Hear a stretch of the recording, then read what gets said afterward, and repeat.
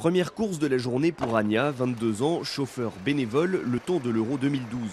Son passager est un membre du personnel de l'UEFA qu'elle doit conduire de l'aéroport de Wrocław jusqu'au stade. Pas un grand nom du ballon rond, mais Ania ne désespère pas de transporter une célébrité d'ici au 1er juillet.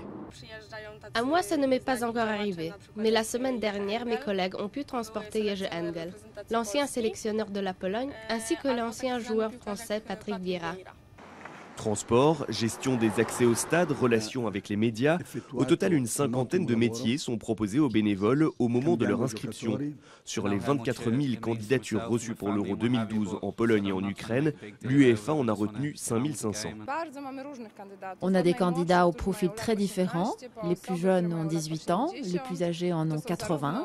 Il y a des personnes qui ont un métier et qui sont déjà spécialisées dans leur domaine, mais aussi des étudiants qui démarrent dans la vie professionnelle. Mélange des générations, des nationalités et des cultures, c'est la recette pour composer une bonne équipe de bénévoles.